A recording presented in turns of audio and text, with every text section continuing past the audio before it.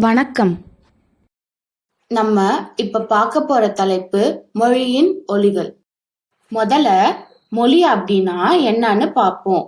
மொழி அப்படின்னா ஒரு மனிதன் தன் சிந்தனை, உணர்வு, அறிவு, அனுபவம் இதையெல்லாம் பேச்சாலோ எழுத்தாலோ சைகையாலோ பிறரோடு பகிர்ந்து கொள்ள உதவும் ஒரு கருவி. மொழிக்கு பல முக்கியமான பண்புகள் இருக்கு. முதல்ல மொழி இருந்தாதான் நம்ம ஒருவருக்கொருவர் தகவல்களையும் எண்ணங்களையும் பகிர்ந்து கொள்ள முடியும். ஒவ்வொரு மொழிக்கும் தனித்தனி இலக்கணமும் சொல்களும் இருக்கு.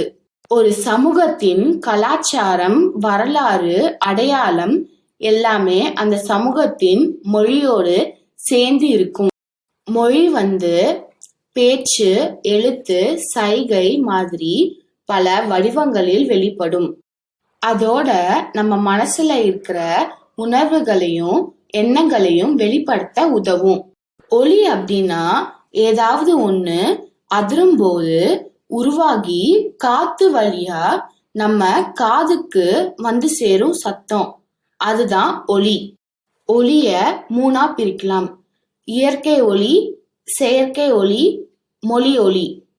முதல்ல இயற்கை ஒலி. இது இயற்கையில இருந்து வர சத்தம்.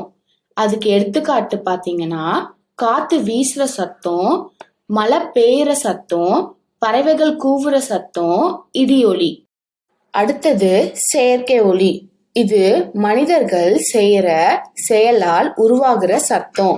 அதுக்கு எடுத்துக்காட்டு பாத்தீங்கன்னா வாகன சத்தம், மணி ஓசை, இயந்திர சத்தம். மூன்றாவது மொழி ஒலி. இது நம்ம பேசுறப்ப வர சத்தம். அதுக்கு எடுத்துக்காட்டு பாத்தீங்கன்னா ஆ, இ மாதிரி உயிரெழுத்து ஒலிகளும், இக், இத் மாதிரி மெய்யெழுத்து ஒலிகளும் நம்ம பேசுறப்ப வரும். நம்ம இப்ப பார்க்க போற தலைப்பு உயிரொலிகள். வாயில இருந்து காத்து எந்தவித தடையும் இல்லாம வெளியே வரப்ப சில ஒலிகள் உருவாகும்ல, அந்த ஒலிகள் தான் உயிரொலிகள். ஒரு சொல்ல உருவாக்க உயிரொலிகள் தேவை. இந்த ஒலிகள் இல்லாம எந்த சொல்லையும் உருவாக்கவோ அல்லது பேசவோ முடியாது. இதுவே சொல்லின் அடிப்படை ஒலிகள் ஆகும். இதோடு வேற எந்த ஒலியையும் சேர்க்காம இந்த ஒலிகளை தனியா சொல்ல முடியும். உயிரொலியில 3 அடிப்படையான ஒலிகள் இருக்கு. அது என்னன்னா ஆ, இ, உ. நம்ம இப்ப அதை எப்படி உச்சரிக்கலாம்னு பார்க்கலாம் வாங்க. நம்ம பேசுறப்ப ஆ அப்படின்ற ஒலி எப்படி வருதுன்னா, நாக்கு கீழே போயிருக்கும், வாய் திறந்திருக்கும். அதே இடத்துல நாக்கு முன்னோக்கி பல்லுக்கு பக்கத்துல மேலே போச்சுன்னா ஈ வரும். அதே மாதிரி நாக்கு பின்னோக்கி தொண்டைக்கு பக்கமா மேலே போச்சுன்னா ஊ வரும். 3 அடிப்படையான ஒலிகள்ல இருந்து ஏவும் ஓவும் வரும். அது எப்படின்னா, ஆங்கிற உயிரெழுத்தும் ஈங்கிற உயிரெழுத்தும் சேர்றப்ப ஏ வரும்.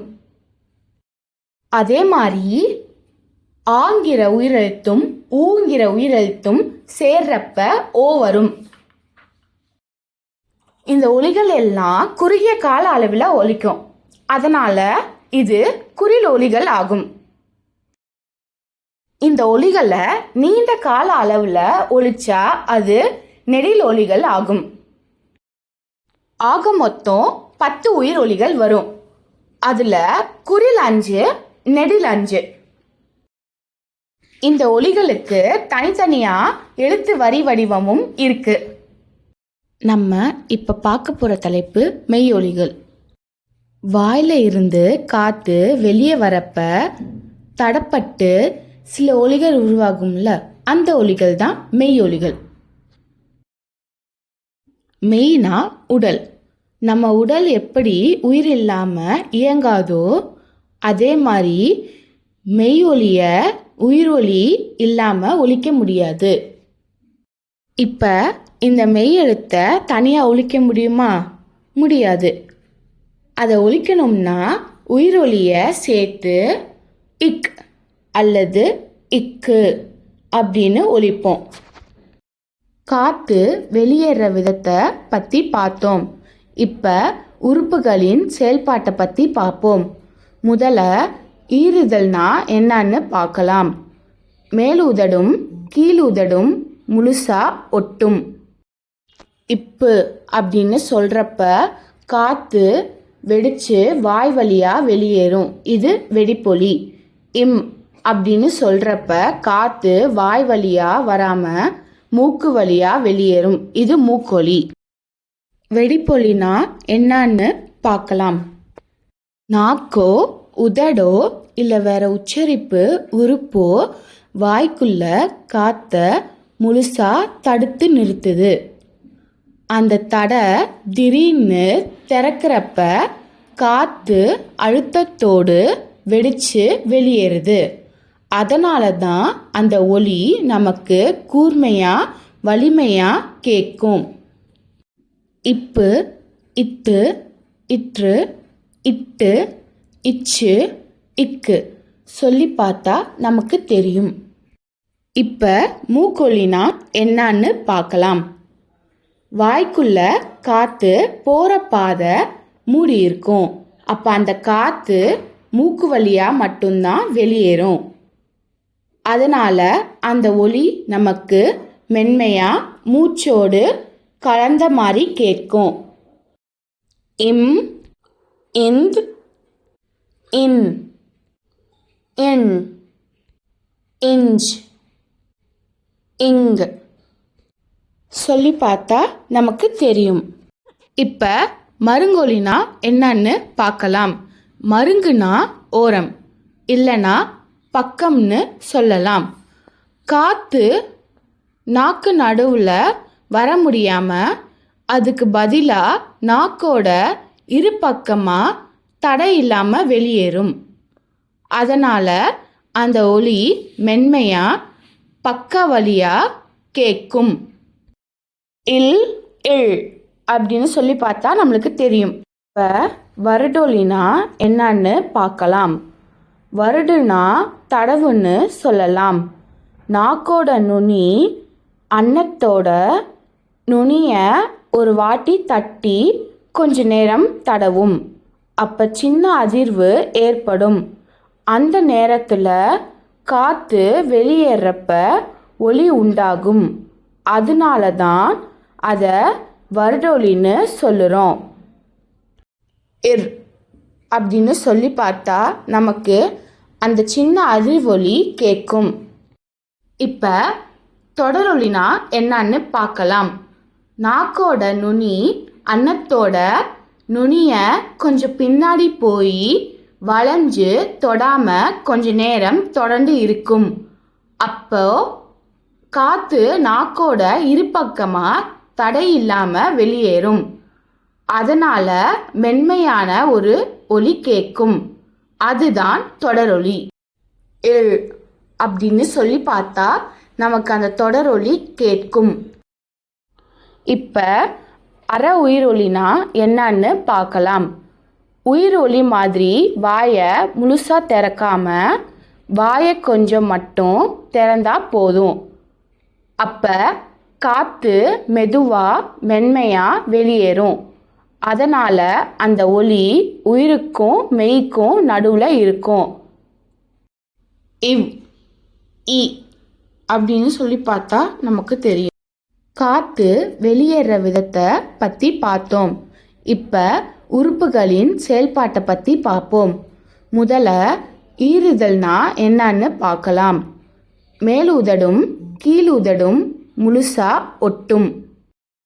இப்பு அப்படின்னு சொல்கிறப்ப காற்று வெடிச்சு வாய் வழியாக வெளியேறும். இது வெடிப்பொலி. இம் அப்படின்னு சொல்கிறப்ப காற்று வாய் வழியாக வராமல் மூக்கு வழியாக வெளியேறும். இது மூக்கொலி. இப்போ பல்லிதழ்னா என்னன்னு பார்க்கலாம். மேல் பல் கீழ் உதட்டை தொடும். இவ் அப்படின்னு சொல்கிறப்ப மேல் பல் கீழ் உதட்டை தொட்டு சின்ன தடை ஏற்படும். அதுதான் பல்லிதழ் ஒலி. இப்போ பல்லொலினா என்னன்னு பார்க்கலாம். நாக்கோட நுனி மேல் பல்லோட அடிப்பகுதியில் விரிஞ்சு நல்ல அழுத்தமாக தொடும். இத்து அப்படின்னு சொல்கிறப்ப காற்று வெடித்து வாய் வழியாக வெளியேறும். இது வெடிப்பொலி.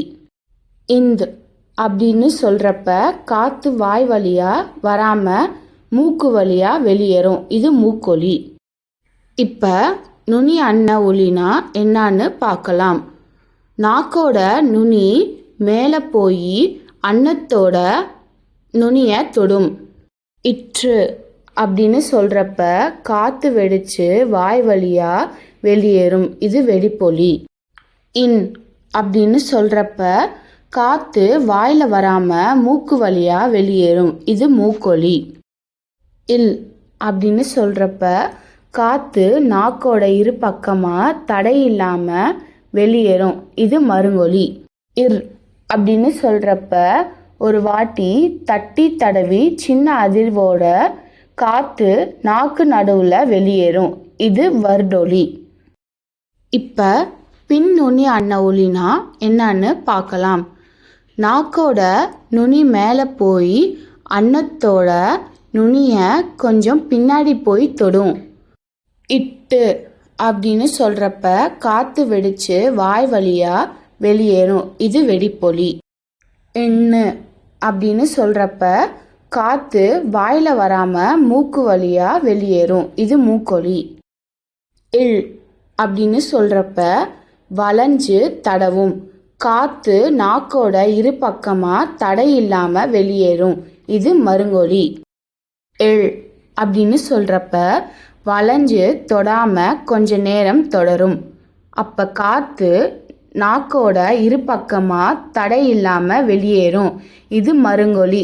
ஆனால் கொஞ்ச நேரம் தொடர்ச்சியாக இருக்கும். அதனால இது தொடரொலி. இப்போ இடை அன்ன ஒலினா என்னான்னு பார்க்கலாம்.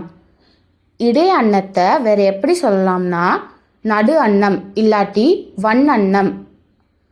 நாக்கோட நடுப்பகுதி இடை அன்னத்தை தொடும். அதுதான் இடை அன்ன ஒலி. இச்சு அப்படின்னு சொல்கிறப்ப காற்று வெடிச்சு வாய் வழியாக வெளியேறும். இது வெடிப்பொலி. இஞ்ச் அப்படின்னு சொல்கிறப்ப காற்று வாய் வழியாக வராமல் மூக்கு வழியாக வெளியேறும். இது மூக்கொலி. இ அப்படின்னு சொல்கிறப்ப தடை முழுசாக இல்லாமல் கொஞ்சம் இடைவெளி இருக்கும். அந்த சின்ன இடைவெளி வழியாக தான் காற்று வெளியேறும். இப்போ கடை அன்ன ஒலினா என்னன்னு பார்க்கலாம். கடை அன்னத்தை வேற எப்படி சொல்லலாம்னா மென் அன்னம். நாக்கோட பின்பகுதி கடை அன்னத்தை தொடும். அதுதான் கடை அன்ன ஒலி.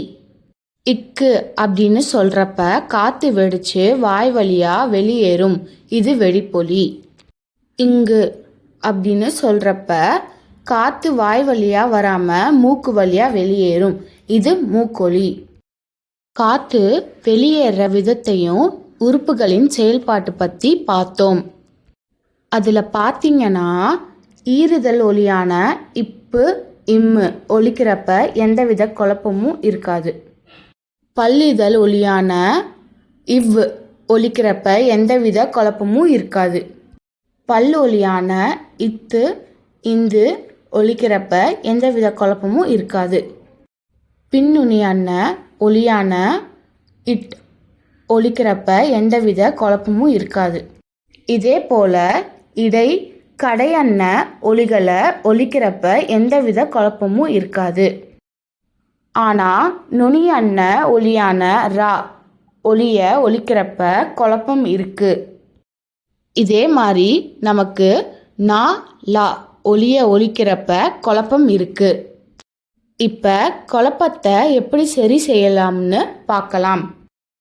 இப்போ லா ஒலியை எப்படி ஒலிக்கலாம்னு பார்ப்போம். பல்லொலியான இத் நம்ம சொல்கிறப்ப நாக்கோட நுனி மேல் பல்லோட அடிப்பகுதியை தொடும். அப்போ பார்த்தீங்கன்னா நாக்கோட நுனி நல்லா விரிஞ்சு அழுத்தமாக இருக்கும். ஆனால் நம்ம நாக்கோட நுனி மேல் பல்லோட அடிப்பகுதியை தொடாமல் கொஞ்சம் மேலே போய் அன்னத்தோட நுனிய நேராக தொட்டுச்சுன்னா அப்போ இல் ஒலி வருது. அதனால தான் அதை தொடுலான்னு சொல்லலாம். அதே மாதிரி நாக்கோட நுனி இன்னும் கொஞ்சம் பின்னாடி போச்சுன்னா அப்போ இல் ஒலி வருது. இப்போ பார்த்தீங்கன்னா நாக்கோட நுனி அன்னத்தோட நுனியை தொட்டு பின்னாடி போய் வளைஞ்சு தடவும். அதனால தான் அதை வருடல்லான்னு சொல்லலாம். நாக்கோட நுனி அன்னத்தோட நுனியை தொடாம கொஞ்சம் வளைஞ்சு இன்னும் பின்னாடி போச்சுன்னா அப்போ இல் ஒலி வருது. இது எல்லாமே ஒரு தொடர் நிகழ்வு மாதிரி இருக்கும்.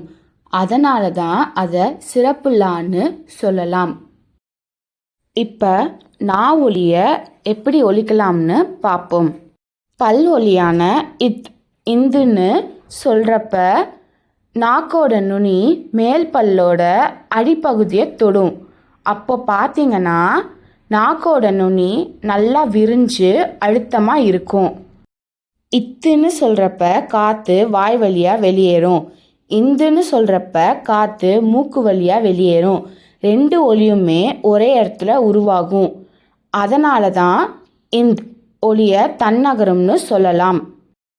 ஆனால் நம்ம நாக்கோட நுனி மேல் பல்லோட அடிப்பகுதியை தொடாமல் கொஞ்சம் மேலே போய் அன்னத்தோட நுனியை நேராக தொட்டுச்சுன்னா அப்போ இன் ஒலி வரும்.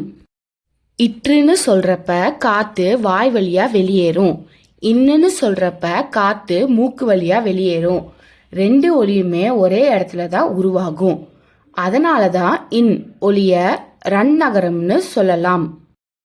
அதே மாதிரி நாக்கோட நுனி அன்னத்தோட நுனியை தொடாமல் இன்னும் கொஞ்சம் பின்னாடி நேராக தொட்டுச்சுன்னா அப்போ இன் ஒலி வரும். இட்டு சொல்கிறப்ப காற்று வாய் வழியாக வெளியேறும். இன்னுன்னு சொல்கிறப்ப காற்று மூக்கு வழியாக வெளியேறும். ரெண்டு ஒலியுமே ஒரே இடத்துல தான் உருவாகும். அதனால தான் இன் ஒலியை தன்னகரம்னு சொல்லலாம். இப்போ ரா ஒலியை எப்படி ஒலிக்கலாம்னு பார்ப்போம். ரெண்டு ரா ஒலியுமே ஒரே இடத்துல தான் உருவாகும். அது எப்படின்னா நாக்கோட நுனி அன்னத்தோட நுனியை தொடுறப்ப உருவாகும். ரா இந்த ஒலியை நம்ம சொல்கிறப்ப மென்மையாகவும் சின்ன அதிர்வும் வருடலும் இருக்கும். அதனால தான் இதை சின்ன ரான்னு சொல்லலாம். ஏன்னா அதில் சின்ன அதிர்வு இருக்கும்.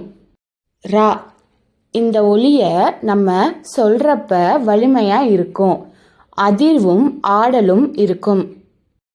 அதனால தான் இதை பெரிய ரான்னு சொல்லலாம். ஏன்னா இது சின்ன ராவை விட அதிர்வு கொஞ்சம் அதிகமாக இருக்கும். அதாவது பெருசாக இருக்கும். ஆனால் காற்றுன்னு சொல்கிறப்ப வெடிப்பு போல இருக்கும். இப்போ நுனி அன்ன ஒலியில் வர தொடுலாவை பற்றி பார்ப்போம்.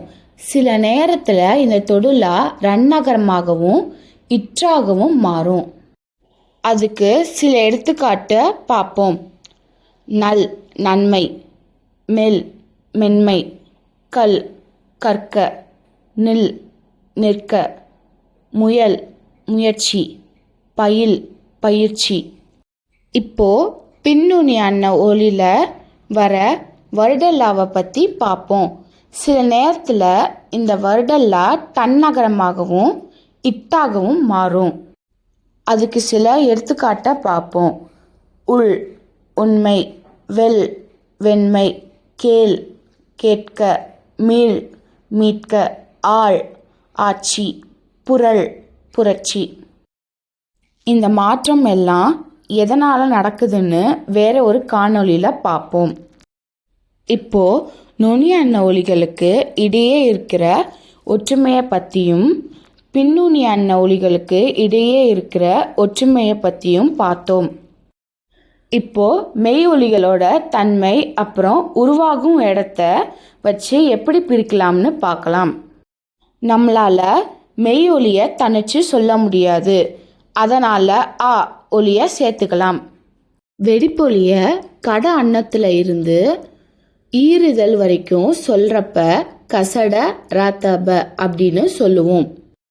இப்போ இதில் பார்த்தீங்கன்னா கசட சொல்கிறப்ப இடைவெளி இல்லாமல் எளிமையாக சொல்ல முடியும்.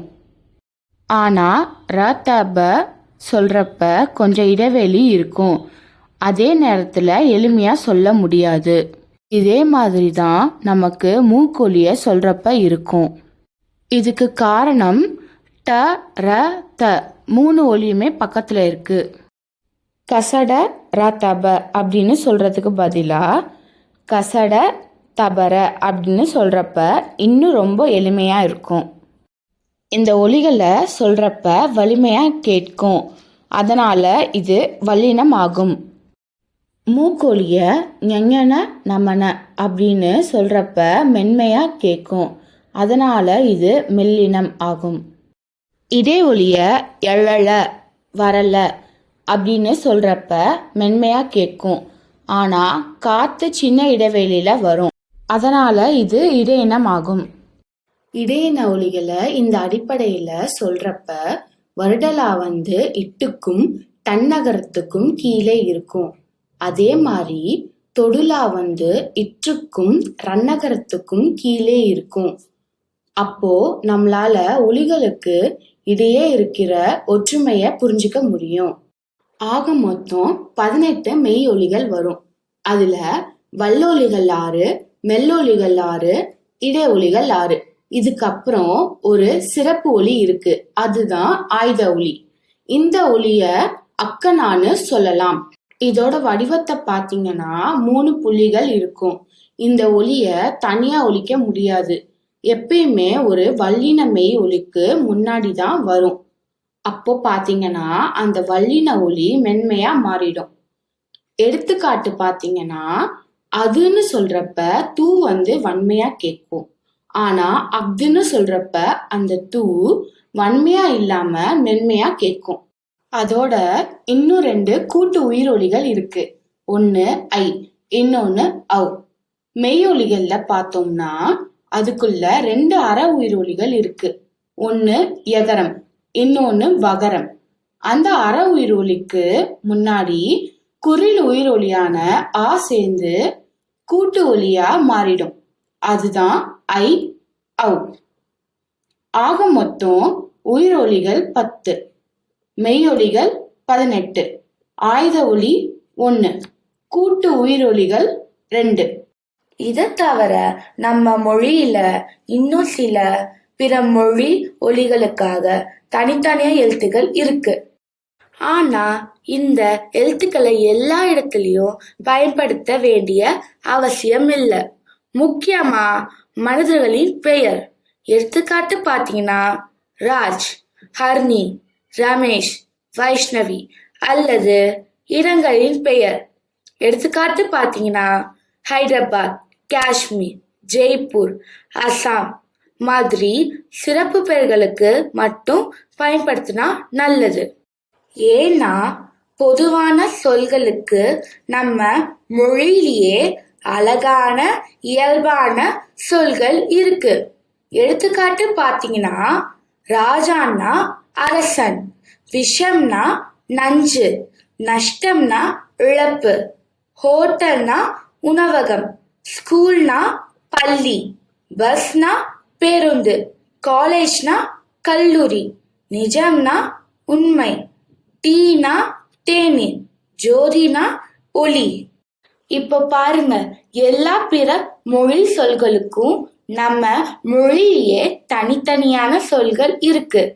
அதனால நாள்தோறும் பேசுற எழுதுற சொல்களுக்கு நம்ம மொழி சொல்களை பயன்படுத்தினா நம்ம மொழி இன்னும் இனிமையாகவும் அழகாகவும் இருக்கும்.